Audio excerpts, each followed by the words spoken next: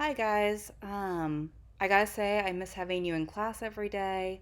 I'm glad to hear that you guys are all practicing your English. I'm doing my Duolingo and practicing Spanish every day.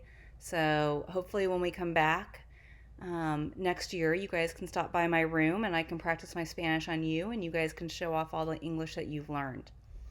The topic of the week is climate change, and that works into biology because obviously, as biologists, we're concerned about what climate change is doing to all of the animals in the area and how humans influence climate change. When we look at climate change, one of the big things that we see is carbon dioxide. So, carbon dioxide is what you release when you breathe, just like we learned in our respiration unit. So, every time you breathe out, you give off carbon dioxide. But the carbon dioxide that you give off or that animals give off when they breathe isn't enough to cause climate change. The carbon dioxide that we're interested in is the carbon dioxide that is given off when we drive our cars around or when we manufacture all of the goods that we're using, or even the simple things as the electricity that we're using in our house. So, the first thing we want to do though is when we talk about climate change and we talk about carbon dioxide, it's often represented in graphs. And as a scientist, depending on how I represent the data, I can change people's opinion by having a graph tell the story that I want it to tell. So the first thing I want you to do is you're going to watch a video about how we can mislead people with graphs. And that's going to be important because at the end of this, I'm going to show you a couple of different graphs and you're going to tell me what is the story that's being told by the graphs.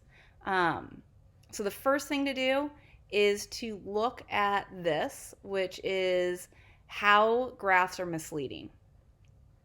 On this slide, which is actually the first slide of our day, it's talking about three students who are discussing the graphs that you're going to see and the difference between China and the United States in the amount of carbon dioxide. All right, so three students discussing what kind of graphs they're going to look at.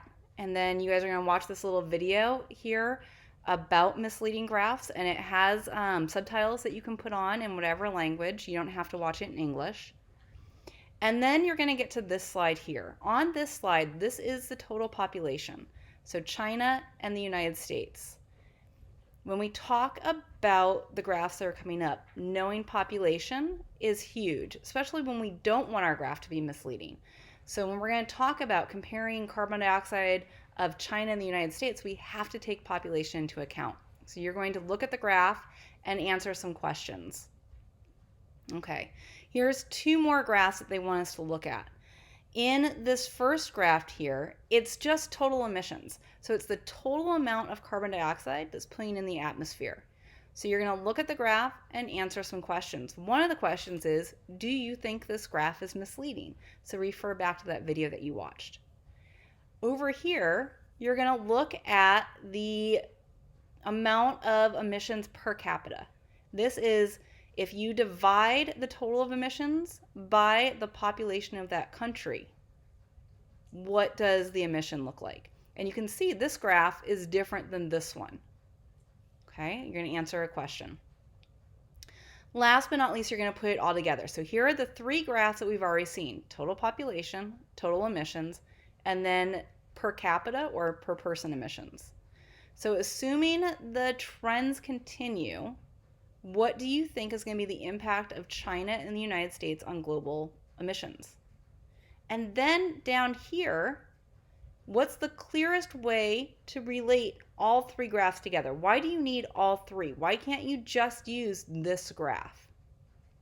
Okay, that's the end of the unit for this week. I'm going to have Zoom office hours on Friday from 9 to 10. And in fact, I have them every week from 9 to 10. And I'll put the link on our Google Classroom. And feel free to drop in if you have questions. Ms. Josie is available on her Google Classroom. You can email me. You can send me messages on Google Classroom. And I will see you guys again next week. Bye.